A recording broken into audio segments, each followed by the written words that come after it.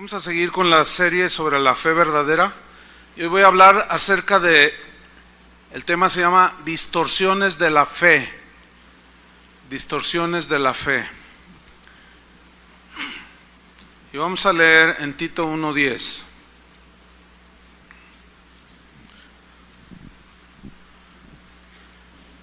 ¿Ya lo tiene? Bien, me sigue ahí. Dice así: porque hay aún muchos contumaces, habladores de vanidades y engañadores, mayormente los de la circuncisión, a los cuales es preciso tapar la boca, que trastornan casas enteras, enseñando por ganancia deshonesta lo que no conviene. Uno de ellos, su propio profeta, dijo: los cretenses, siempre mentirosos, malas bestias, glotones ociosos. Este testimonio es verdadero.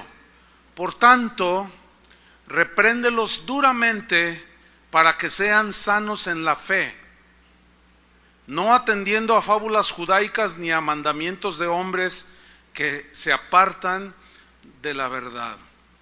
En estos versículos vemos la exhortación que Pablo le estaba haciendo a Tito, que estaba pastoreando una iglesia, y le advierte de hombres que hablaban un montón de cosas que no tenían que ver nada con la fe cristiana, aunque estaban dentro de la iglesia cristiana.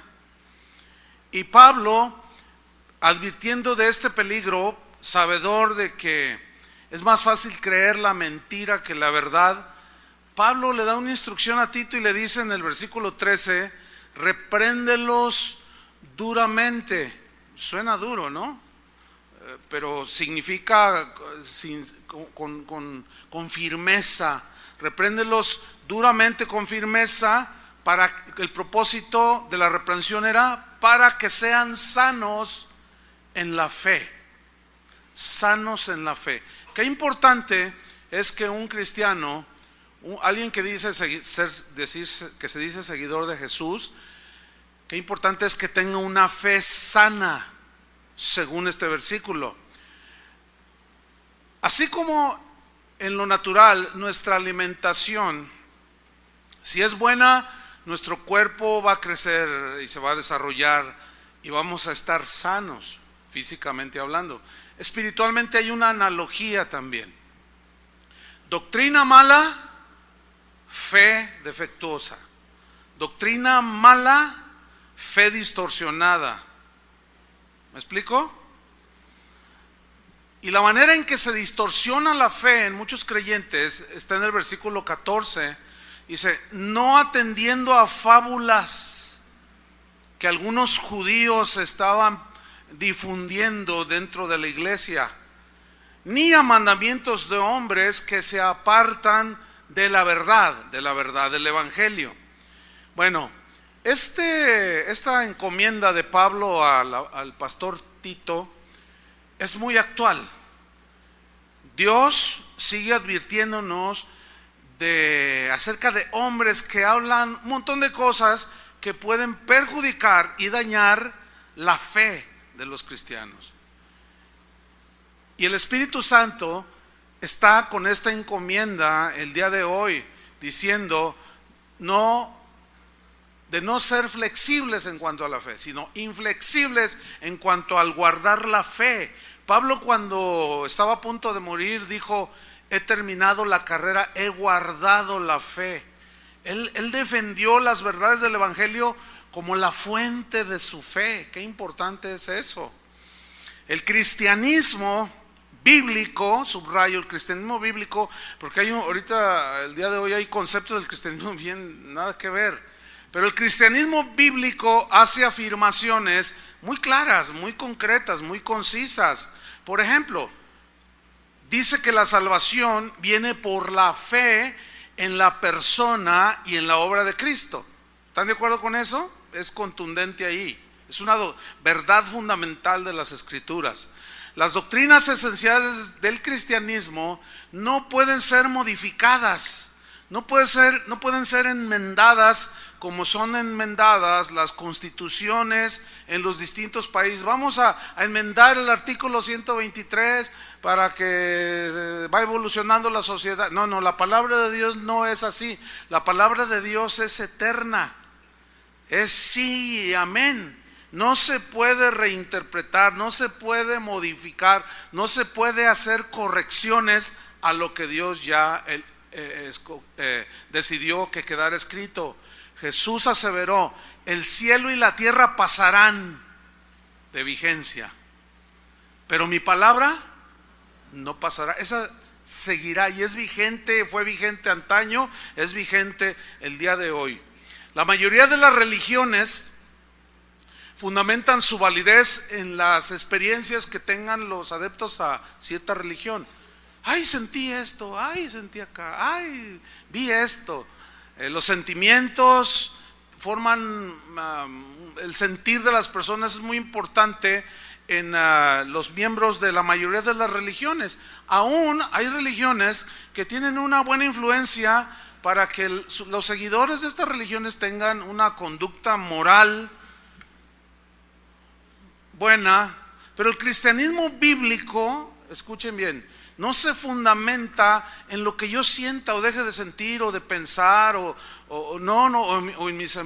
en mis imaginaciones. No, el cristianismo bíblico se fundamenta en verdades sólidas y contundentes que están expresadas en las Escrituras. Sienta yo o no sienta bonito. El cristianismo no niega que otras religiones puedan traer un efecto en las personas, en los seguidores de estas religiones, un efecto tal que aún sus conductas pues sean buenas y catalogadas por la sociedad como son buenas personas, son buenos ciudadanos. Aún, fíjense, hay religiones que al ser observadas por principios que son universales, los seguidores de estas religiones aún pueden incluso experimentar la prosperidad material. Por ejemplo, los mormones, cuya doctrina es anticristiana, es totalmente antibíblica su doctrina, y sin embargo son muy prosperados económicamente en esta tierra. Ellos son dueños, entre otras grandes empresas, de la Pepsi-Cola, para que siga apoyando. Por ejemplo, en Estados Unidos hay el estado de Utah. Es un estado eminentemente mormón. Todas las empresas que hay ahí, los dueños son mormones. Allí acabamos de iniciar una casa de oración. Y yo hablaba con los hermanos con los que se inició, y me comentaban que ellos, cuando eventualmente van a solicitar un empleo, les preguntan: ¿eres mormón? Y si ellos dicen no, no les dan el trabajo. Entonces es muy difícil subsistir los cristianos en un lugar así. Y fíjense, en ese estado de Utah la delincuencia tiene un nivel bajísimo. No hay vicios, no hay antros como en otros lugares. Entonces la gente tiene una vida moral. El problema con esto es que la moralidad no salva de la condenación del infierno. Ese es el problema, ¿sí? Lo que el cristianismo asegura, lo que el cristianismo bíblico asegura, es que no es la moralidad la que te lleva a estar bien con Dios, ni la prosperidad material es evidencia de que estás bien con Dios.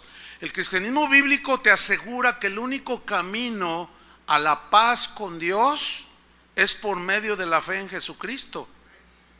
Y una vez que nos entregamos al Señor, Él lava nuestros pecados con su sangre, nosotros seguimos, los cristianos, las enseñanzas de Jesús.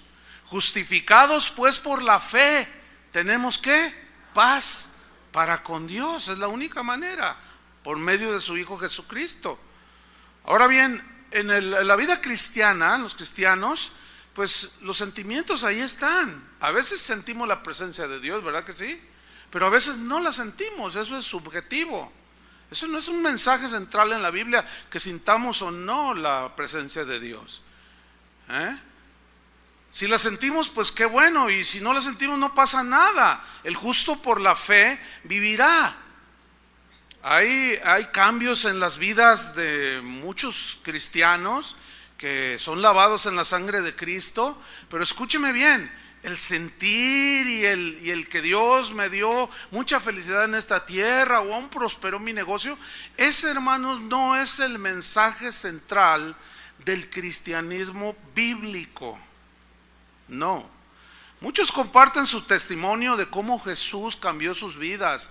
Bueno, esto está bien, esto es importante, esto es real. ¿A cuántos ha cambiado el Señor sus vidas? Pero déjeme decirle una cosa, no es el mensaje central ni el objetivo del cristianismo el hecho de decir, ya soy cristiano y ya soy feliz. Hay una manera errónea, muy errónea de predicar el evangelio. Si tú te entregas a Cristo vas a ser muy feliz. Eso, mis queridos hermanos, no es un concepto que está en la Biblia. Se los voy a demostrar. ¿Ustedes creen que los primeros cristianos, los mártires que lanzaban al Coliseo romano, eran felices siendo lanzados? ¿Ustedes creen que ellos dicen, ay, qué feliz soy? No, eso comprueba que el objetivo de la venida de Cristo a este mundo no fue para darnos felicidad terrenal. Ahora, si tú la tienes aquí, eso es subjetivo, disfrútala. Pero si no la tienes, también es subjetivo. Lo importante es el mensaje central del cristianismo bíblico, que Cristo vino a dar su vida para morir por los pecadores, para salvarnos y librarnos de la condenación eterna. ¿Cuántos dicen así es? Ahora, Cristo cambia las vidas, ha librado y cambiado las vidas de muchos. ¿De cuántos ha cambiado sus vidas? ¿Cuántos han sido librados de las drogas, del alcoholismo, de una vida de maldad, de perversión? Sin embargo, estos no son los propósitos principales de la obra de Jesucristo en la cruz, hacernos sentir felices aquí en la tierra. No. El gran propósito, pues, de la obra de Cristo fue, y de su muerte dolorosa y sangrienta en esa cruz, fue reconciliar a los pecadores con Dios. Si lo demás se da, repito, si tú te sientes feliz, bueno, disfrútalo. Si tú tienes bienestar económico y terrenal, material en esta tierra, bueno, disfrútalo y comparte con el que no tiene. Pero esto es subjetivo, hermanos. Ahora bien, el gran logro del cristianismo bíblico es traernos a una reconciliación con Dios el Padre a través de Jesucristo. Y la gran, digamos, revelación del cristianismo bíblico es que ahora cada ser humano que se arrepiente y lava sus pecados en Cristo puede tener una relación personal con Dios, hablar cara a cara con Dios. Eso es algo maravilloso. No, o sea, yo pensé que todos iban a caer desmayados así. Eso es algo maravilloso, poder abrir los ojos en la mañana. Dije en la mañana, porque algunos en la tarde, ¿verdad? Pero bueno, en la mañana abrir los ojos y decir, Padre, te doy gracias porque tengo vida, gracias por mi esposa, mis hijos, y poder entrar con libertad al trono de la gracia. Eso es algo maravilloso, poder hablar con Dios. La gente que no tiene esta fe, porque no tiene fundamento, dice, ay, sí, ¿a poco tú hablas con Dios? Dicen. Tú contéstale, sí, yo hablo con Dios y Él me habla. Esta es una gran verdad en las Escrituras. La meta de Cristo, pues, de llegar a la cruz no era para traernos la felicidad terrenal, sino la paz eterna con aquel que nos amó de tal manera que dio a su Hijo unigénito, para que todo aquel que en Él cree no se pierda, mas tenga vida eterna. Entonces el verdadero cristianismo no puede existir sin un fundamento doctrinal, claro y contundente. No puede existir. El cristianismo actual pone su énfasis en las experiencias místicas. Cuando digo cristianismo actual, me estoy refiriendo a las distintas maneras de concebir el cristianismo el día de hoy, que es una cosa impresionante la variedad de los conceptos que se tiene sobre el cristianismo. Sin embargo, el verdadero cristianismo, la fe del verdadero cristiano está fundamentada en las Escrituras y no tanto en el sentir personal ni en las experiencias. Y como decía hace un momento, el cristianismo actual pone su énfasis precisamente en las experiencias místicas, del tipo que sea, con tal de que sea algo extraordinario y nada común y hasta raro y extraño. Mientras más extraño sea, mejor.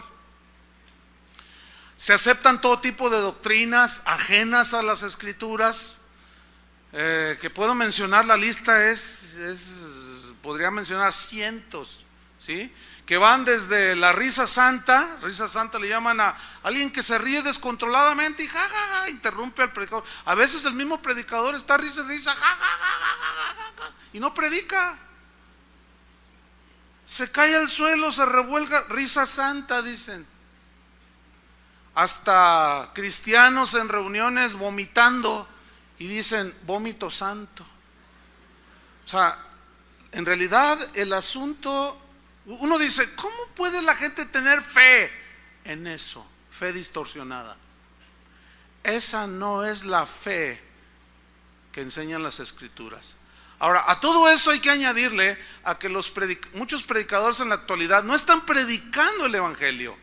Sus mensajes son carentes de enseñanza, de sustento bíblico, de alimento espiritual. No hay sustento en las Escrituras. Un conocido mío me dijo, Chuy, si tienes tiempo, quiero que escuches este video, míralo y dame tu opinión. La predicación duraba como 30 minutos, pero yo nada más lo escuché 15 minutos. En esos 15 minutos el predicador no hizo una sola referencia a la Biblia, no mencionó ningún versículo, y en toda la enseñanza, después esta persona me dijo, es que en la enseñanza no menciona ningún texto, ninguna alusión siquiera. Eventualmente dijo Dios por ahí el predicador, pero lo que sí me llamó la atención es que al inicio de su mensaje, estaba en su iglesia, él dijo, hoy les voy a dar la clave para el éxito y la felicidad. Pues eso suena bien, ¿no? Y todos, ¡ay, la clave para el éxito y la felicidad! O sea, ¿a quién no le gusta, no? Dice, ¿saben cuál es la raíz de todos los desajustes, problemas que hay en la familia, con tu esposa, con tus hijos, la envidia que sientes, los celos, la agresión que le haces al otro, las maldiciones que le sueltas al otro? ¿Saben cuál es la razón? ¿Saben cuál es el problema del por qué existe todo eso? Por la baja autoestima que tenemos nosotros, de nosotros mismos. Fíjense qué mensaje tan poderoso. Ahora resulta que la raíz de la envidia, de los celos, de la agresión, de la maledicencia, no es el pecado, es la baja autoestima. Con mensajes así, ¿qué se puede esperar? Pablo dijo, mi propósito es que su fe, les dijo a los corintios, esté fundada en el poder de Dios, refiriéndose al poder que tiene la palabra de Dios y no en la sabiduría de los hombres. Para que su fe esté fundamentada en lo que Dios es, pero en el Dios que revela la Biblia. Para que su fe esté sana y fundamentado en lo que la Escritura dice, no en lo que tú crees o yo creo que dice la Escritura, sino que en lo que en realidad dice la Biblia. Esa es la fe sana, esa es la fe sólida. En la actualidad se considera la enseñanza de las Escrituras en una iglesia, se considera como algo extraño, como algo que pasó de moda. Hoy le llaman religioso y legalista al cristiano que desea sustentar su fe en las Escrituras. Por ejemplo, tú escuchas algo o alguien te comparte algo y te suena raro y tú le dices, oye, ¿y eso dónde está en la Biblia? Bueno, no está, pero esto lo dijo quién sabe quién. No, pero es que tiene que ser bíblico. Para que nuestra fe sea sana, tiene que estar basado en la escritura. No seas religioso, te dicen. No seas exagerado, te dicen otros. No seas legalista, dicen otros. Entonces hoy resulta que querer ser como los de Berea, que al escuchar un mensaje, como en el mensaje que escucharon de Pablo, iban a las escrituras para ver si lo que Pablo decía era cierto o no. Ahora resulta que ese espíritu que tenían ellos, esa actitud que la Biblia alaba, que todos deberíamos de tener, ahora es anticuado, es antimoda y es sinónimo de religiosidad y de legalismo. ¿Hasta dónde iremos a parar, hermanos? Ahora, nosotros los cristianos, que decimos que fundamentamos nuestra fe en las escrituras, sabemos que Dios justifica al pecador que acude a Él por medio de la fe. Sabemos eso, ¿no es cierto? Es decir, la fe verdadera está sustentada en el mensaje verdadero del Evangelio. Ahora, esa fe que tiene sustento sólido en las escrituras es la que nos lleva a la salvación. ¿Por qué? Porque la fe viene, ¿por qué? Por el oír. ¿Por el oír qué? La palabra de Dios. Entonces, si lo que está diciendo el predicador, si lo que está compartiendo el cristiano de lo que cree, no tiene fundamento en las escrituras, va a proyectar una distorsión de la fe. Y va a desviar del verdadero centro del mensaje de la Biblia. Las escrituras enseñan claramente que no es la fe la que nos salva, sino el objeto, en este caso la persona de Cristo en quien ponemos la fe. Es decir, oímos el mensaje acerca de Jesús, de alguien, ese alguien es Jesús, y al oírlo, si creemos, la fe no es la que nos salva, sino el objeto de nuestra fe. ¿Sí lo entienden, no? Eso es una verdad. Entonces, si eso que se oye no es un mensaje fundamentado en las escrituras, no puede haber salvación, ¿entienden? Ese es el gran problema el día de hoy. Mira, cualquier objeto, cualquier cosa en la que la gente ponga su fe, en cualquier persona inclusive en que la gente ponga su fe y su confianza, que no sea en Jesucristo y en su palabra, con toda seguridad los va a llevar a la condenación, los va a llevar a la desviación, los va a llevar a la frustración, porque se van a dar cuenta al paso de los años que los engañaron. ¿Sí? Por ejemplo, mire, abra su Biblia en Marcos 9:23. Ahí hay una historia muy interesante, Marcos 9:23. La historia trata de un hombre que tenía un hijo que estaba posesionado por un demonio. El demonio le provocaba al muchacho que no podía hablar. Ahora, no todos los que están mudos significa que están endemoniados, no. Esa es una distorsión de una creencia, ¿sí? Pero los demonios sí hacen actividad que dañan en ocasiones las funciones del cuerpo, como en este caso. Entonces Jesús le pregunta que qué le pasa al muchacho, y dice, no, es que un demonio, un espíritu viene y lo sacude y echa espumarajos y lo tira en el fuego. Imagínense la tortura de este pobre muchacho. Entonces Jesús le da la esperanza de que si cree, Él lo libera. Y mira lo que le dice en Marcos 9:23. Jesús le dijo, ¿ya lo tiene? Jesús le dijo, si puedes creer, en este caso ser liberado de esta posesión demoníaca. Si puedes creer, dice, al que cree, y creer es fe. Al que cree, ¿qué dice? Todo le es posible. Digan todos, todo le es posible al que cree. ¿Les gusta eso? A mí sí, suena bien, ¿no? Al que cree, todo le es posible. Bueno, si nosotros nos quedamos allí en ese versículo, y no leemos todo el panorama al respecto de la fe, nosotros corremos el riesgo de de poner nuestra fe en esa parte de la Escritura que dice que al que cree todo le es posible, pero si de una manera ignorante o deliberada hacemos caso omiso del verdadero significado que tiene todo le es posible al que cree, podemos irnos a un extremo en la fe, podemos irnos a una distorsión de la fe, producto de una mala interpretación, y esta mala interpretación va a distorsionar mi fe, y si yo enseño sobre esa distorsión, voy a producir fe distorsionada en la gente, ya no va a ser una fe sana, porque al que cree todo le es posible. Hace unos años atrás, alguien aquí en la ciudad que dice que es apóstol,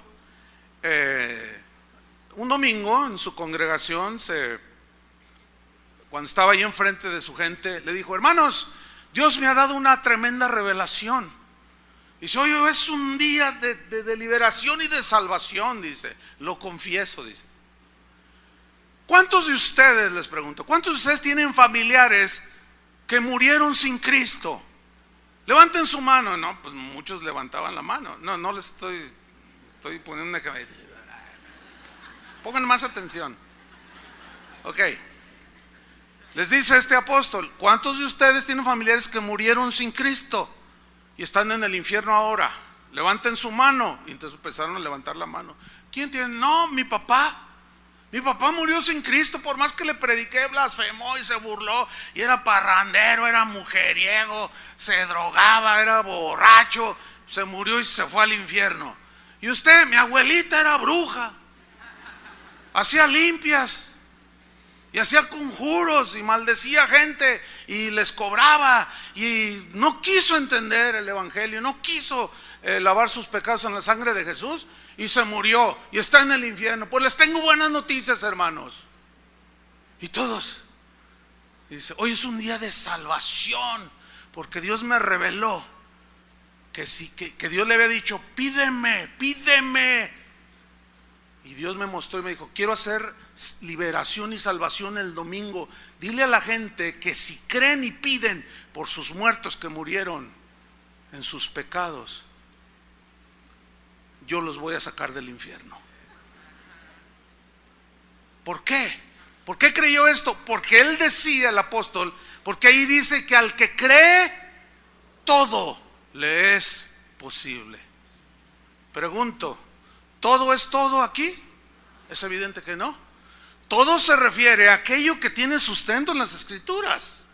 Está establecido para los hombres que mueran una sola vez y después quedan sujetos al juicio de Dios. Entonces la fe se distorsiona cuando hay malas interpretaciones. Pablo le dijo a Timoteo en 2 Timoteo 2:15, le dijo lo siguiente. Timoteo era un joven pastor que estaba aprendiendo las labores del ministerio, no tenía mucha experiencia, necesitaba el consejo sabio, y el Espíritu Santo mueve en el corazón de Pablo y le escribe esto que quedó en las Escrituras como algo inspirado por Dios. 2 Timoteo 2:15 le dice: Timoteo, le dice, procura con diligencia presentarte ante Dios aprobado. Dice: como obrero que no tiene de qué avergonzarse, que usa bien, ¿qué? La palabra de verdad. Pregunta: ¿ese apóstol usó bien la palabra de verdad? No. Ahora, aquí la palabra usar en el griego es una palabra técnica que usaban los arquitectos de aquellos tiempos. Es una palabra que significa trazar una línea recta. En otras palabras, lo que Pablo le está diciendo a Timoteo es: Timoteo, procura con diligencia presentarte a Dios aprobado como un obrero que no tiene de qué avergonzarse, que traza rectamente la palabra de verdad. Porque si hay trazo verdadero, buena interpretación de lo que realmente la Biblia dice, la fe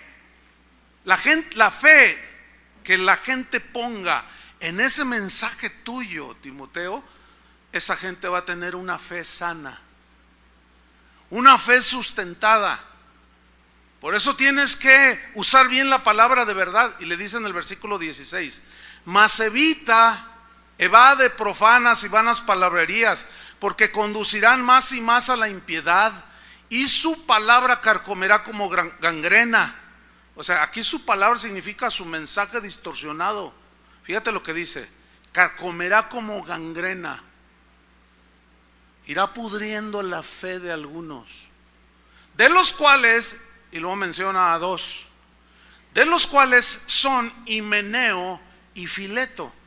¿Qué hicieron estos dos? Versículo 18, que se desviaron de la verdad. Que se desviaron de la verdad. ¿Cómo? Diciendo, enseñando que la resurrección ya se efectuó, y trastornan la fe de algunos. ¿Qué inventaron? No da mucho, la Biblia no da mucha explicación de qué es lo que enseñaban. Pablo nada más dice, mira, Himeneo y Fileto, esos dos se desviaron de la fe. Ellos empezaron a enseñar tonterías respecto a la resurrección, fábulas, mentiras. Y eso ha producido un trastorno en la fe de los que oyen ese mensaje. Entonces, Timoteo, tienes que ser muy cuidadoso. Por eso le dijo a Tito, tienes que reprenderlos duramente, llamar la atención siempre para que sean sanos en la fe. Porque hay muchos habladores de vanidades y de tonterías que andan engañando. Entonces la gente pone su fe, asume que porque es el pastor ya está diciendo 100% la verdad, y no siempre es así. Otro ejemplo de distorsión de la fe es una doctrina que se conoce como lo que dices recibes, o decláralo por fe. Por ejemplo, los que creen esto llegan a una reunión o se encuentran a un hermano y van así todos acongojados y van así, y de repente se encuentran a alguien o ven a alguien, hola hermano, ¿qué te pasa? ¿Qué tienes? Bueno, es que fíjate que tengo un dolor, pero soy sano por fe. ¿Han oído eso? Y luego están parados ahí en la esquina y pasa un Mercedes-Benz y dice, por fe ese carro es mío. Así dicen. No sé cuántos de ustedes anduvieron en esas cosas distorsionadas. O está una chica por acá y está un chico por acá y pues como que le atrae, ¿no? Entonces dice, por fe. Aquel va a ser mi esposo, dice, por fe. Pero resulta que ya tiene novia, pero tú dices por fe. O sea, como que si yo lo digo y lo creo, pues eso recibo, dicen ellos. Es que la Biblia enseña que yo recibiré lo que diga y lo que yo declare con fe, eso voy a recibir, eso dice la Biblia, dicen ellos. Y te citan un versículo. Vamos a verlo.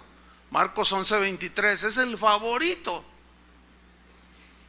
Es el favorito. Esto ha producido tanto daño, hermanos, tanta fe distorsionada.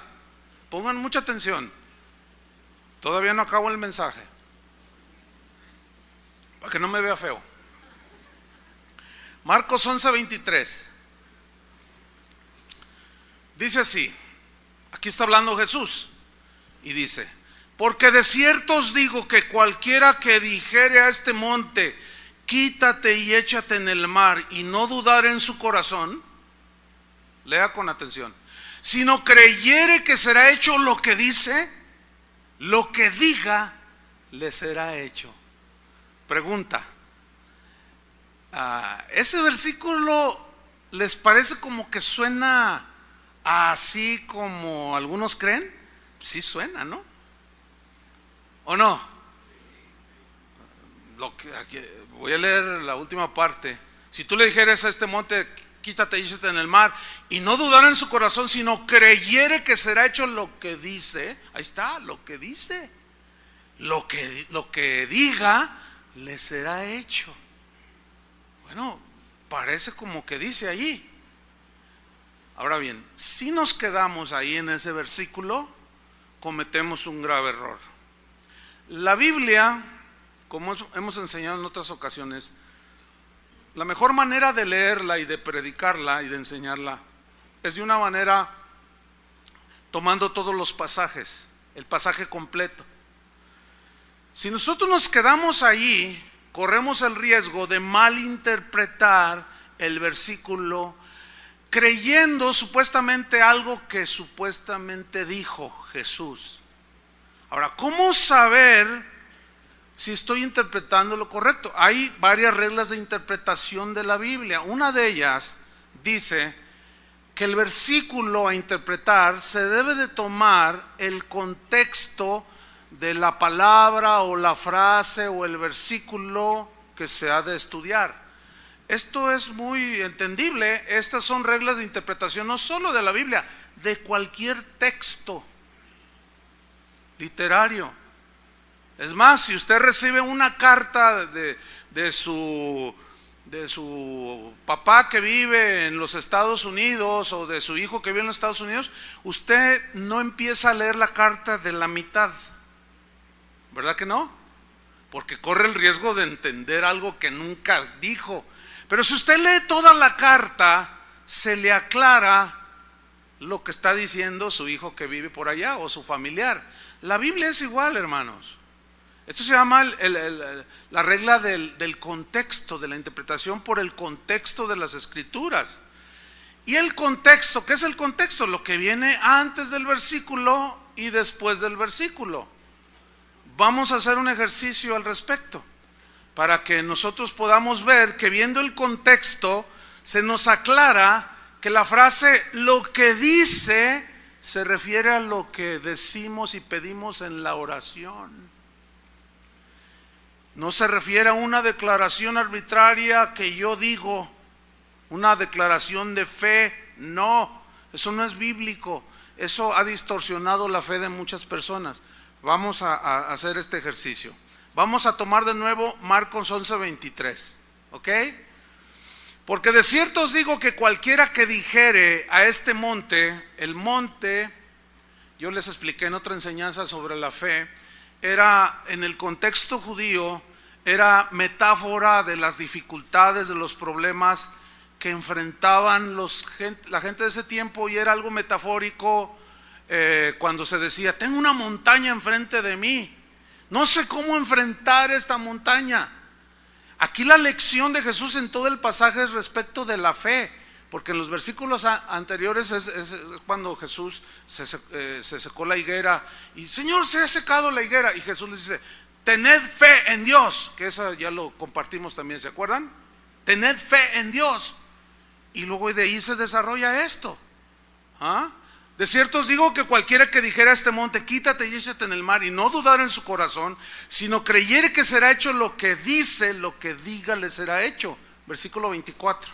Mire cómo se aclara de manera sencilla, simple, pero bien poderosa. Versículo 24. Por tanto, esa frase parece que no tiene nada, pero ahí estriba el principio para poder entender a qué se refiere, será hecho lo que dice. Por tanto, en consecuencia, dice, os digo que todo lo que pidiereis orando. ¿De qué está hablando? De hacer declaraciones de fe, así como se ha creído, o se refiere a lo que se pide en la oración. Que cuando se pide se tiene que creer sin dudar para poderlo recibir. Se está refiriendo a lo que se pide en la oración. ¿Lo alcanza a ver o no? Es clarísimo. Por tanto os digo que todo lo que pidiereis orando, creed que lo recibiréis y os vendrá.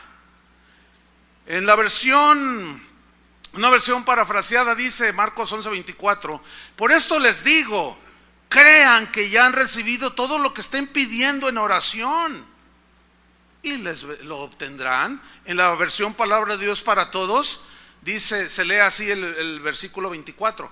Por eso les digo que cuando pidan algo en sus oraciones, pídanlo convencidos de que lo pueden recibir, lo que lo han recibido, y entonces lo que pidan será suyo. Pero acuérdense que también está otra parte en la Biblia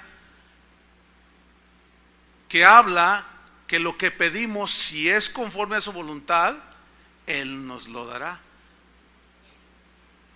Y allí ya se complementa lo que podemos llamar una fe sana.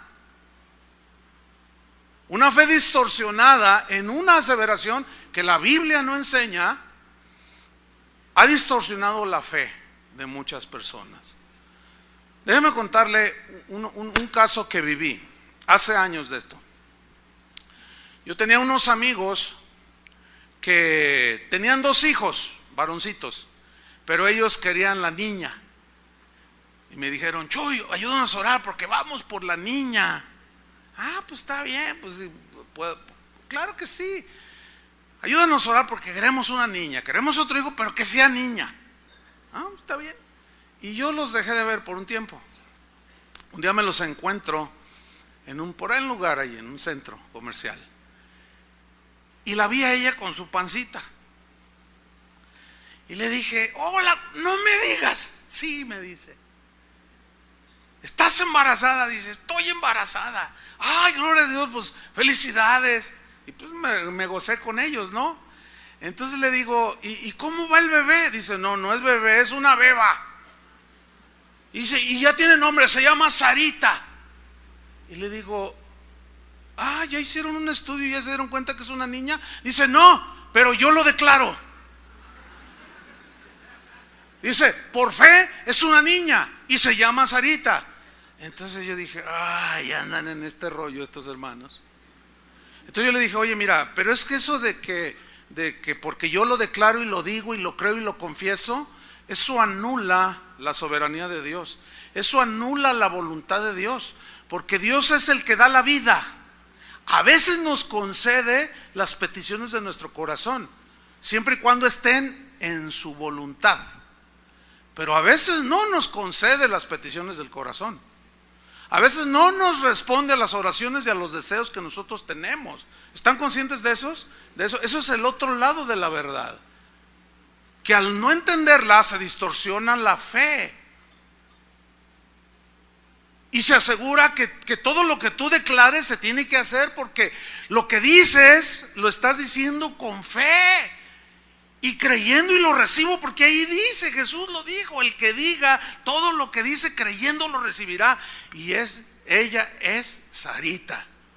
Yo seguí tratando de convencerlos de que no estaba, porque esa doctrina agarró mucho auge de 25, 30 años a la fecha, ahorita está metida en 95% de las iglesias, esa distorsión de la fe.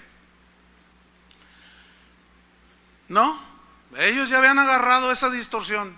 A alguien la estaban escuchando por ahí. Bueno, pasó el tiempo, llegó el momento de dar a luz y me avisaron de que ya había dado a luz. Entonces yo fui al hospital, pues, mis amigos y todo.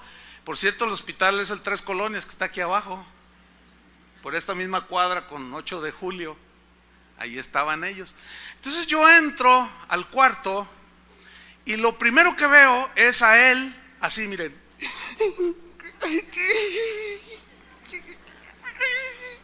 No, oye, ¿qué te puedes imaginar? Lo peor, ¿sí o no? Entonces yo pensé lo peor. Dije, lo que pensé, se murió el bebé, se murió Sarita. O sea, eso lo pensé yo, se murió el bebé. Entonces miro a la cama donde estaba la esposa y estaba diciendo una de tonterías. Me fallaste, Dios. Y lloraba y gritaba. Yo decía, entonces, oye, ¿qué pasó? ¿Qué están bien? ¿Qué pasó? Y en eso entra una enfermera con un bebé en brazos Y entró, ¿verdad? Bien contento. Dice, ay, mire, ya le traigo a su niño, a su bebé. Mire qué lindo niño. Ese no es mi hijo. Mi hija es una niña. Se llama Sarita. Ese no es mi hijo. Yo dije, órale. Entonces entendí. Ella siguió diciendo que Dios no había cumplido su promesa. Porque ella había declarado y había creído y había dicho que sería Sarita. No fue Sarita. Fue un bebé, un niño. Bueno, al fin, claro, pues lo aceptaron. Le pusieron Abramcito para que más o menos rimara. Porque entre Abramcito y Sarita, pues más o menos ahí queda el asunto, ¿no? Bueno, como ese ejemplo, hermano, les puedo poner 20,000. De fe totalmente distorsionada, sin sentido. Eso no enseña la Biblia. La Biblia habla de orar y creer lo que le pedimos. Y si es conforme a su voluntad, pues lo disfrutamos y le damos gracias. Y si no lo recibimos, es porque no fue conforme a su voluntad y su voluntad es perfecta para nosotros. Y la aceptamos. ¿Cuántos dicen amén? Esa es la fe sana. Esa es la fe que no se desanima ni se lesiona, porque es una fe sustentada en las Escrituras. Otra distorsión de la fe es lo que yo he llamado fe triunfalista. El diccionario de la Real Academia Española define el triunfalismo, pongan atención, ¿cómo lo define? Como actitud de seguridad en uno mismo. Actitud de seguridad en uno mismo. Superioridad sobre los demás, dice la definición, fundada en la propia sobreestimación. Mira, los que siguen estas enseñanzas distorsionadas, cuando ellos declaran algo y eventualmente se les da, híjole, es lo peor que les puede suceder. ¿Saben por qué? Porque siguen más en el engaño. Es como los judíos, queremos carne, queremos. Y Dios les dijo, ¿que no me quieren a mí? No, nosotros queremos carne. Y les dio carne. Y aún estaba la carne en sus bocas. Y vino el juicio de Dios. Es lo peor que le puede pasar a alguien que cree esas falacias. Porque a veces en esa obstinación, entonces no me quieres a mí, no, yo quiero lo que yo diga. Eso está terrible, hermanos. Y cuando a alguien eventualmente se le da, tiene una actitud de soberbia. ¿A cuántos predicadores yo he visto así en vivo? Decir, ¿saben que estos zapatos que traigo valen $1,000? ¿Saben por qué los traigo? Porque yo lo que digo recibo. ¿Saben por qué traigo el carro que traigo? Porque yo cuando veo un Cadillac digo, lo huelo, digo, eso es mío por fe. Y yo lo tengo por... No, pues si así fuera, imagínate de lo que se ha perdido todos los habitantes del mundo, todos tuvieran su Cadillac. Eso demuestra la falacia, la mentira.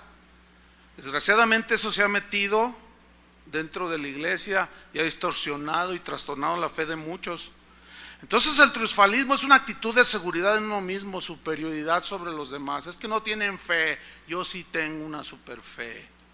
Cuando Jesús dijo, si tuvieran fe como un grano de mostaza, nada más con eso te basta. ¿Cuántos saben quién es Jorge Vergara? ¿Saben quién es Jorge Vergara? ¿Quiénes no saben quién es Jorge Vergara? Levanten la mano. Uy, un montón también. Bueno, Jorge Vergara es el dueño de las Chivas.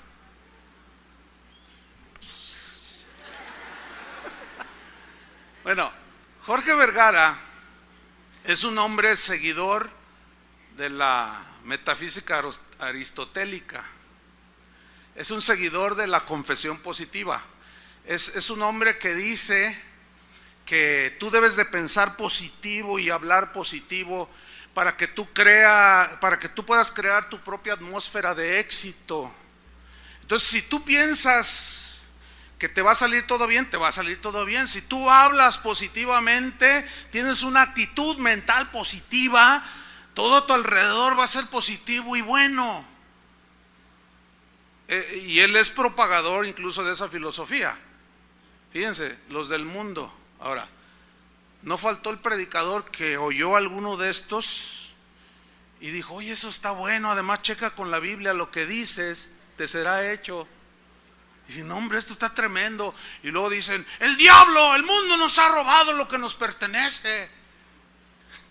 Entonces lo adoptaron y lo metieron a la iglesia. Y ese no. Entonces, ¿qué sucede con este señor? Bueno, este señor, cuando compró a las Chivas, por ahí en el 2003, 2005, no me acuerdo bien, él dijo lo siguiente: dice, las Chivas va a ser en 10 años el mejor equipo del mundo. ¿Por qué se ríen? ¿Dijo o no dijo eso? ¿Dijo o no dijo eso ese señor? Eso es triunfalismo. ¿Entiende? O sea, tenía una fe exagerada. ¿Basada en qué? En su confesión de lo que él decía. Él dijo: mi equipo, las Chivas, va a ser mejor que el Barcelona y que el Real Madrid. Lo que no aclaró es que era el Barcelona, el de la liga de aquí de Talpita, y el Real Madrid de la liga aquí del Cerro del Cuatro. O sea, eso es lo que llamamos un triunfalista. Los políticos son expertos en frases triunfalistas y la gente se las cree. ¿Cuánta gente de allí, precisamente de estos barrios marginados, tienen 25 años creyéndoles a los políticos que les van a pavimentar? Y no les han pavimentado. Pero les dijeron que si los elegían ellos eran casi los mesías. Y los convencían con frases y promesas que no podían cumplir. Y la gente pone su fe en frases triunfalistas. El mismo señor Vergara dijo en el 2007, cuando Hugo Sánchez, que bueno, sí ha sido el mejor jugador que México ha tenido en el extranjero, hizo historia, lo del César al César, dicen, ¿verdad? Hugo Sánchez tomó el mando de la selección nacional y Vergara sale con sus declaraciones triunfalistas y dijo: ahora sí, con Hugo Sánchez en el timón de la selección nacional seremos campeones del mundo en 2010. Bueno, hubo un montón de gente que dijo amén. Bueno, usted me entiende, ¿no? O sea que, oh sí, no, sí. Y yo recuerdo haber visto en los programas esos deportivos el debate, ¿no? Oye, ¿cómo ves la declaración? Yo creo que sí vamos a ser campeones del mundo. Y estaba uno así, de lengua me como 3 tacos, 10 tacos. Ay, este señor, ¿quién soporta a este hombre? Dice uno de ellos. Y luego otro dice: tú eres bien negativo, por eso nunca vamos a ser campeones. Ahora resulta que para ser campeones tenemos que declararlo, le dice el otro.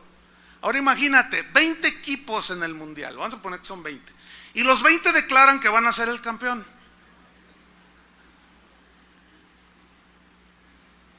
¿Ve?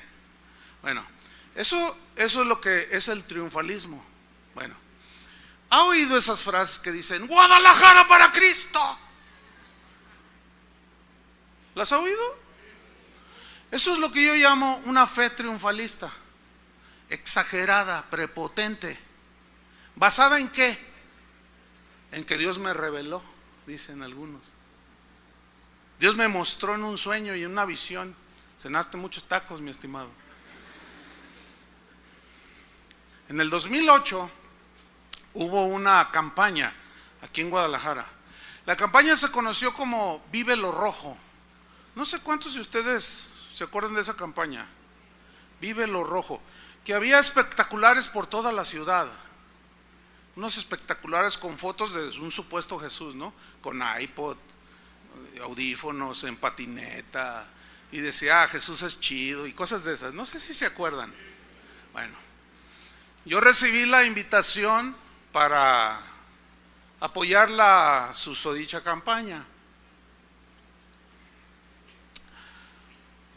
Y cuando se nos están dando los pormenores, yo pregunto, oigan, pero ¿en base a qué o cómo, cuál es el objetivo? Y sale era una pastora. Dice, es que Dios me reveló, junto con este pastor y este otro, que a diciembre 2008 todo el estado de Jalisco será convertido a Cristo. ¿Cuántos millones de habitantes tiene Jalisco? En ese entonces, 2008, dijeron, pues casi 8, 7 y fracción. Bueno, entonces yo les dije, a ver si estoy entendiendo. A diciembre 31 de este año 2008, eso fue como en marzo, a diciembre 31, todos los habitantes de Jalisco estarán convertidos a Cristo. ¡Amén! Dijeron.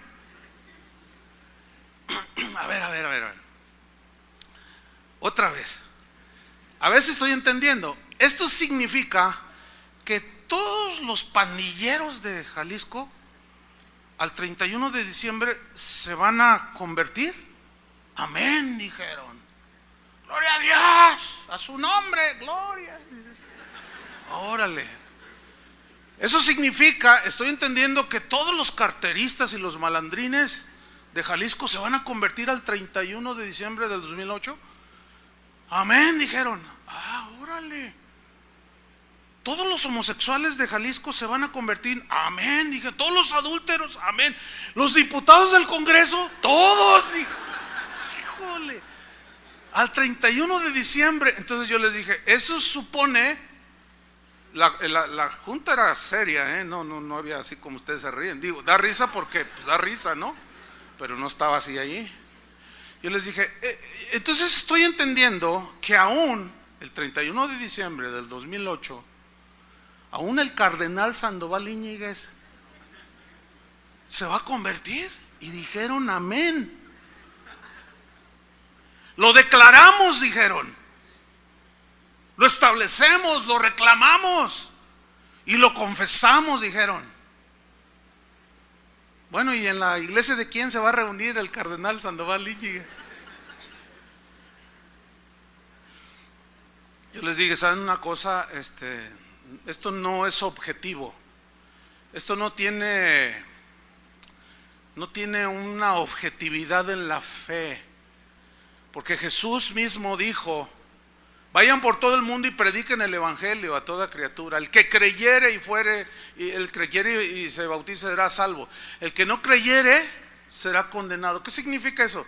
Que no todos van a creer. El único caso en la Biblia que existe de una ciudad convertida es Nínive. Está en el libro de Jonás. Pero, ¿cómo fue que se convirtieron? Jesús lo dijo, ¿cómo? Jesús citó Lucas 11:32, no lo busque.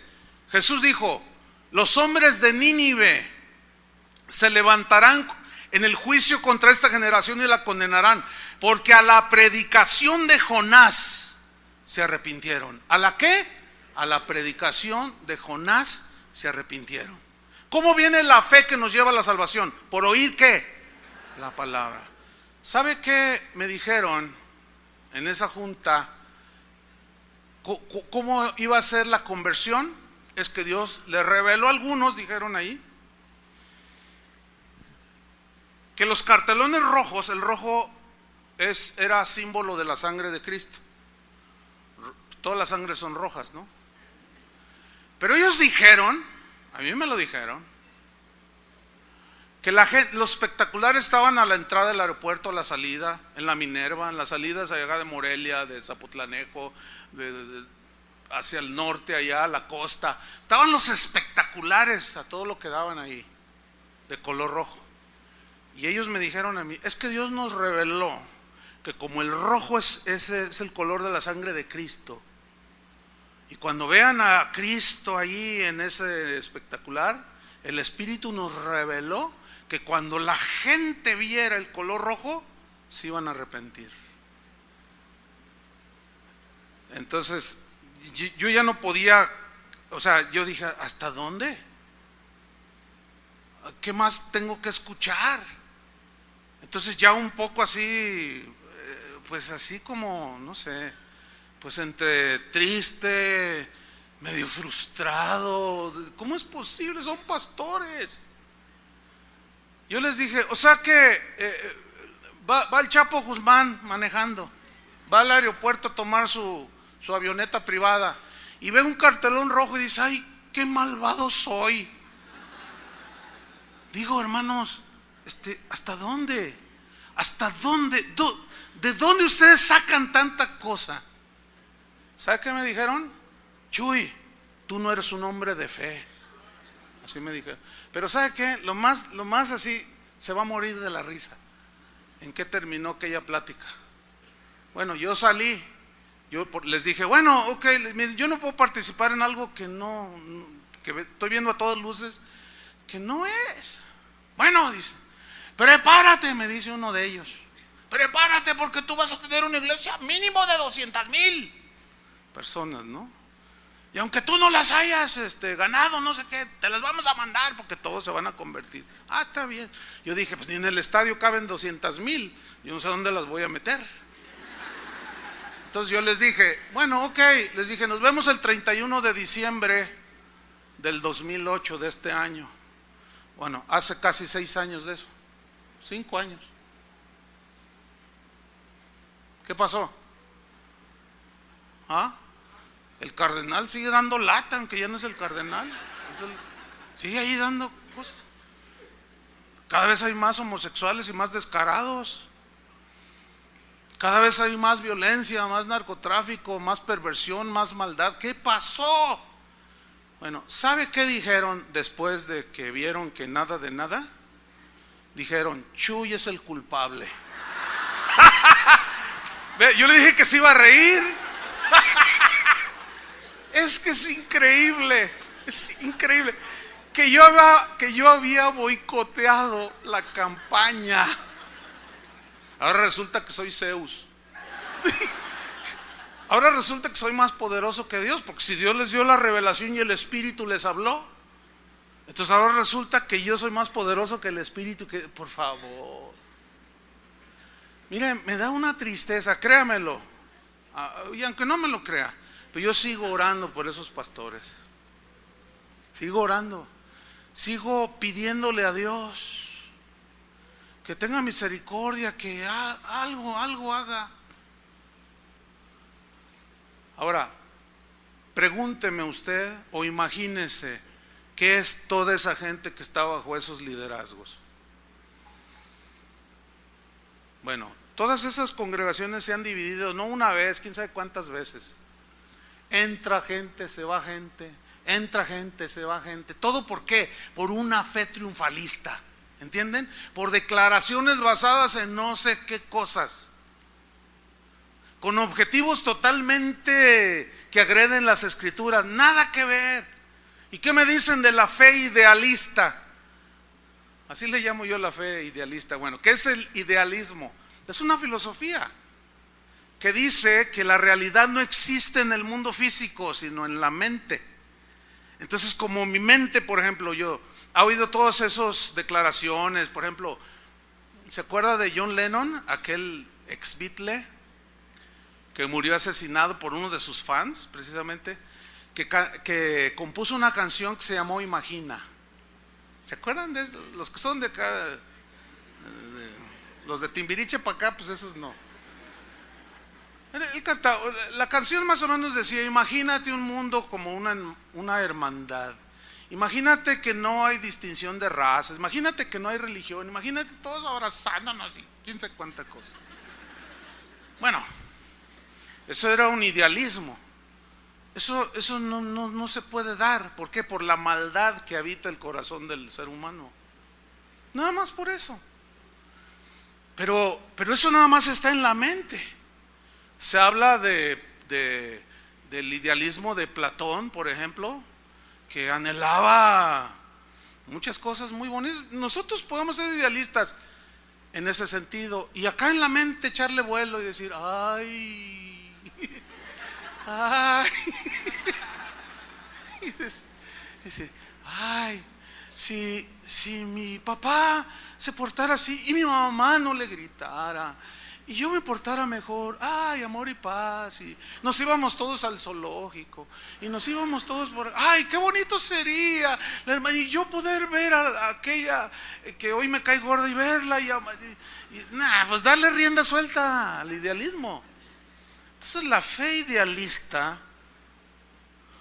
no se basa en lo que Dios ya dijo, sino ni en lo que está registrado en las Escrituras. La fe idealista se basa en los pensamientos y en las imaginaciones que cada quien concibe. Por ejemplo, ahí está un cristiano idealista, ¿no? Y dice, ay Dios, qué lindo eres. Y papi, ¿eh? Papi Dios, dice, ay, tú eres amor, Dios es amor, tu palabra dice que tú eres amor. Entonces empieza a imaginar y lee que Dios es amor. Y luego se para el domingo y les empieza a predicar, ¿saben una cosa, hermano? Dios es amor. Y saben, estoy convencido de que si Dios es amor no va a mandar a nadie al infierno. Y luego se dirige a un matrimonio, ¿tú mandarías, Tony, a tu hijo Tonito? ¿Lo echarías a una hoguera ahí ardiendo? La respuesta humana y lógica es no, porque es su hijo. Dice, así tampoco Dios no mandará a ninguno de sus hijos al infierno. Es cierto, a sus hijos no los va a mandar, sino los que no son sus hijos. A esos sí los va a mandar al infierno. Eso es lo que dice la Biblia, ¿o no? Bueno, mi mente idealista y cristiana, bueno, Dios me cambió el corazón y me lo hizo bueno. Pero esa bondad tiene que estar basada en lo que la Biblia dice, ¿eh? Yo no puedo ser más bueno que Dios, ni pretender ser más justo que Dios. Entonces empiezo a predicar que el infierno no existe, que es una invención para asustar a la gente y que deje las prácticas malas y que no sé qué y que bla bla bla. Y ahí la gente ya empieza y dice, ay, por eso me gusta venir a esta iglesia, porque aquí se habla del amor del Señor. Y a mí no me gustan de esas iglesias donde hablan del juicio y que el diablo se los va a tragar y que no, a mí no me gusta eso, la condenación. Cristo no vino a condenar sino a salvar a los que creyeren. Entonces la gente empieza a desarrollar una fe idealista, ¿ah?, que no está basada en la Biblia. Y así puedo ponerles un montón de ejemplos. Sin duda he escuchado esa enseñanza idealista de que Dios no castiga. Dios no castiga. Y la Biblia dice, ¿qué padre no disciplina, castiga? Trae la traducción antigua. ¿Qué padre no castiga a su hijo para corregirlo? ¿Cuánto más vuestro Padre castiga a sus hijos? Porque Dios al que ama castiga. Se lee en la versión antigua. Porque Dios al que ama, ¿qué? Castiga, disciplina a todo el que recibe como su hijo. Entonces, ¿castiga o no castiga? Claro que sí. Pero la fe idealista basada en un idealismo que no es en la Biblia distorsiona los conceptos de la fe. Y hay problemas. La gente no crece con esa fe genuina, fe sana. Por eso Jesús habló de manera muy clara, Pedro habló de manera muy clara, Pablo habló de manera muy clara y nos advirtió Jesús y todos los apóstoles que no escucháramos a esa gente que dice fábulas, que dice tonterías, que enseña cada cosa, ¿sí? Hay un montón de distorsiones en la fe. Ahorita mismo está en la cárcel un pastor allá en el sureste. ¿Por qué? Porque el hijo de una familia tenía una enfermedad que era curable en su momento y él dijo, no lo lleven al médico, porque si lo llevan no tienen fe y están negando al Hijo de Dios. Declaren por fe su sanidad, y por más que yo declaro, se murió el niño.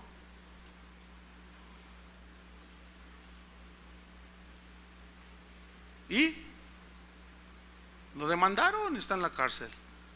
Y aún a los padres, por torturar a su hijo, oiga, con unas temperaturas de 40 grados, una agonía, convulsiones, y yo declaro, yo establezco, yo confieso, y el niño se murió.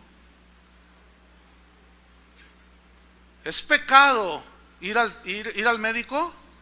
Por supuesto que no. Digo, Dios también nos dio un sentido común. Mire, ayer, antes de la predicación, yo tenía un dolor de cabeza. Me dolía la cabeza. Generalmente no me duele, pero me dolía la cabeza.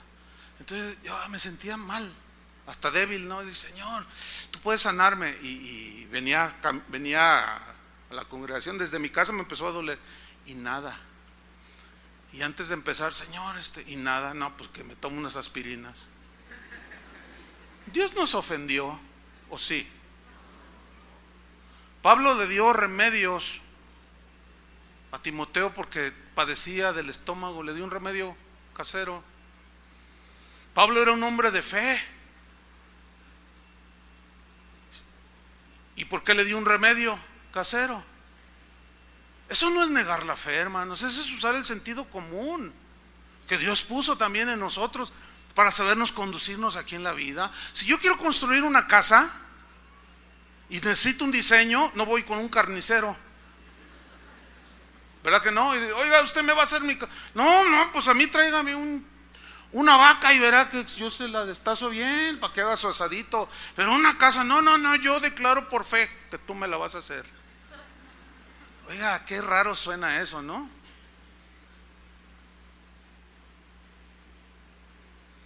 Entonces, por más que se diga, por más que se proclame, si lo que se dice no tiene un sustento bíblico, hermanos, ¿sabe por qué hay tanta religión? Por ejemplo, pare de sufrir. Ese es un triunfalismo espantoso. Pare de sufrir. Lo que Jesús dijo fue lo contrario. En el mundo tendréis aflicciones, pero confiad, yo he vencido al mundo. Ahora, ¿por qué está lleno? Pare de sufrir. Por pura gente que sufre. Y si ya paran de sufrir, ya no van. ¿Para qué? Sin embargo, siempre está lleno porque no dejan de sufrir. Ahí está el engaño. Mire, nada más es que razonemos un poquito, hermano. No, de verdad no es complicado. No es complicado. Los complicados somos nosotros, que basamos y decimos un montón de cosas y de tonterías. Y la fe se trastorna, hermanos. Y la fe se diluye y la fe crece chueca. Hay gente que está negando hoy, predicadores que están negando que el infierno existe. Pues si el infierno no existe, entonces Jesús es un mentiroso. ¿Qué dijo? Generación perversa, ¿cómo escaparéis de la condenación del infierno? Él lo dijo, ¿sí o no? Entonces, hay un infierno que es literal, aunque muchos digan que no, y eso ha trastornado la fe de muchos. En Judas, para terminar, Judas 1, es un solo capítulo. Judas 1, versículo 3. Allí Judas dice algo muy importante. En la versión Reina Valera dice amados. En Judas 3 dice, en la versión que generalmente usamos, dice amados.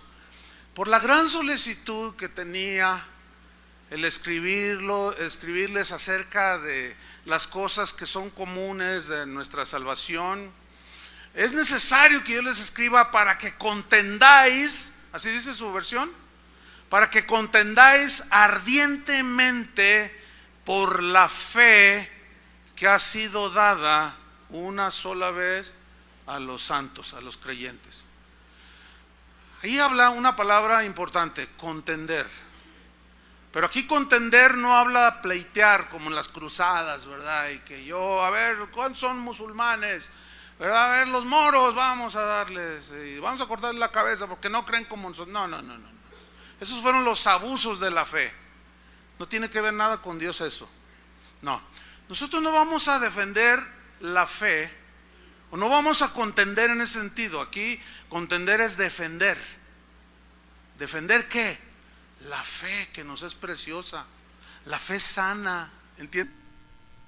Por eso Pablo le decía a Tito, dice, mira, esos son hombres contumaces y habladores de vanidades. Uno de sus mismos poetas, profetas dijo, los cretenses siempre mentirosos, glotones. Este dicho es verdadero, así son. Y estos andan metiendo cosas raras dentro de la iglesia. Reprende a los hermanos para que sean sanos en la fe. Es como cuando tú constantemente estás reprendiendo a tu hijo, ya no comas papas. O a lo mejor se agarra usted comiendo con él. Defender la fe. ¿Cuál fe? Las verdades del Evangelio, lo que está sustentado en las Escrituras.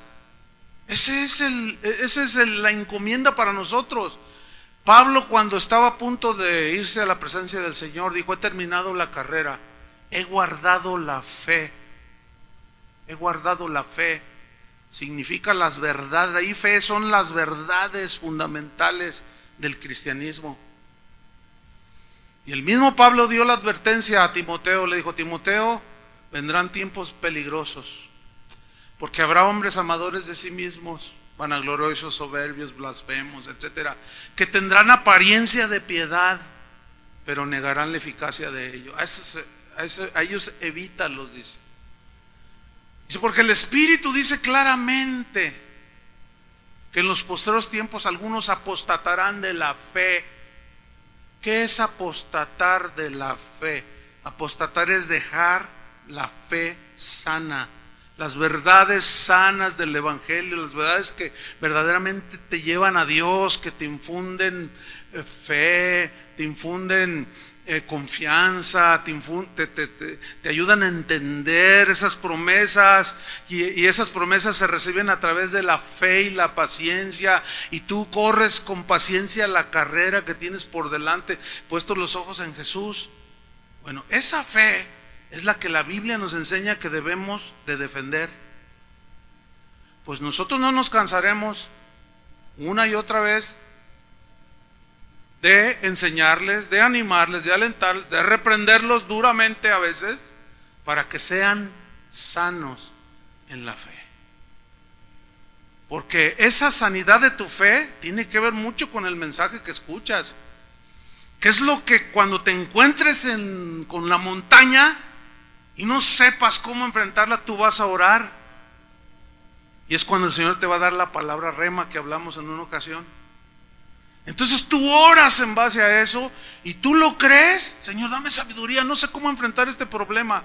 Señor, tu palabra dice que si yo pido con fe y me da sabiduría sin reproche, Señor, yo creo que tú me vas a dar. Señor, dame una solución a esto, no sé qué hacer. Como oró Salomón, tu pueblo es grande, yo soy joven, no sé qué hacer. Y a ti recurro en oración. Nunca fue en declaraciones prepotentes.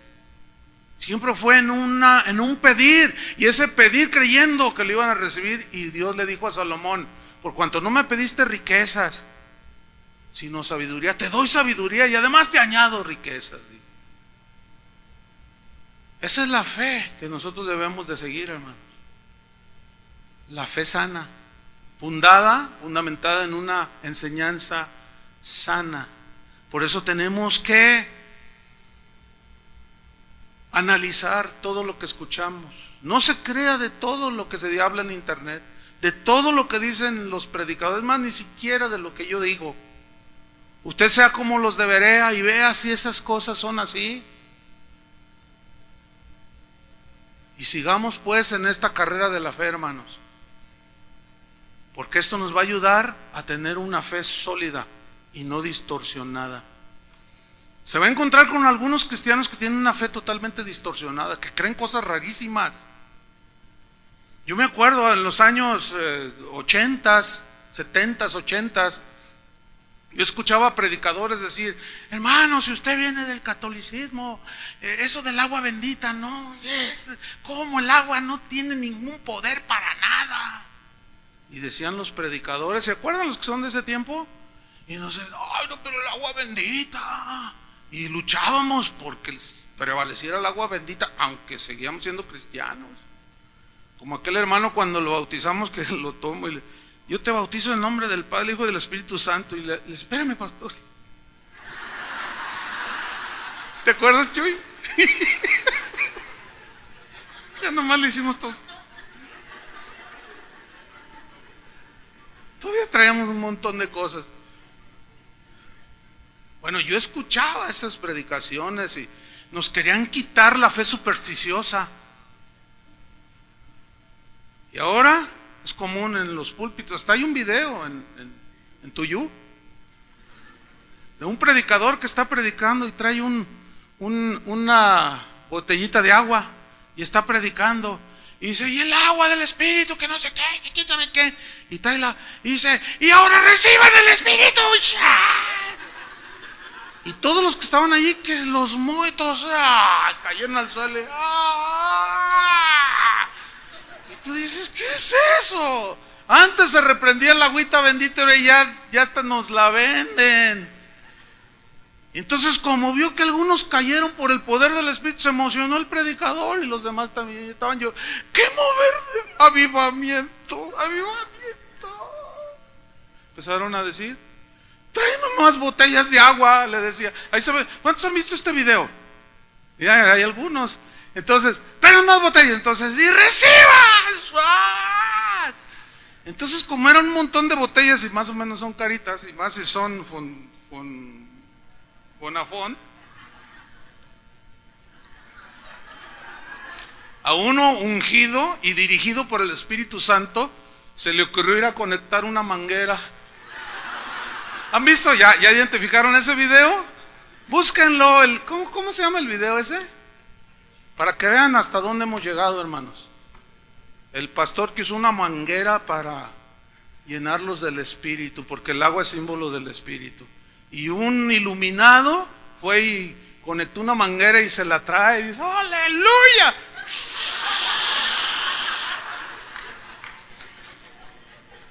¿Saben qué es lo tremendo de esto, hermanos? Que ellos mismos subieron el video diciendo que es un mover poderosísimo del Espíritu Santo. No, es interminable esto. Es una batalla de la fe. Por eso debemos de tomar el escudo de la fe, con que podamos apagar no solo los dardos así de agresiones y de calumnias, sino también de engaños de todo tipo. Que Dios nos ayude, hermanos. Oremos. Señor, te damos muchas gracias. Gracias por la palabra, que es sí, amén, tus promesas son justas, verdaderas, porque eres un Dios de verdad. Tú nunca vas a engañar a nadie, Señor. Tú nunca vas a prometer algo y dejarlo allí. Pero hay muchas cosas que nosotros los hombres hemos dicho, que tú has dicho y no son ciertas. Y las hemos enseñado o se han enseñado, y la gente ha puesto su fe en mentiras, en falacias, en fábulas, en mitos, en engaños. Y no son sanos en la fe, están enfermos. De manera que cuando vienen los sinsabores de la vida, los problemas reales de la vida, no saben cómo enfrentar, porque no tienen la fe genuina. Ayúdanos, Señor, a poner nuestra fe en tu palabra, no en objetos como paños ungidos, agüitas benditas, trigo del cielo y tanta cosa que estos últimos años se han metido a la iglesia, sino en la bendita palabra de Dios, en la obra perfecta y maravillosa de Jesús, a quien rendimos nuestro corazón, nuestra obediencia, y nos consagramos para Él, porque Él es merecedor de toda la alabanza, la acción de gracias, la honra y la gloria.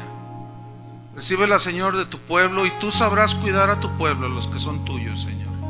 Adviértenos constantemente, Señor, para tener una fe sana, una fe sólida. Te lo pedimos en el nombre de Jesús. Amén. Aleluya. Dios les bendiga a todos.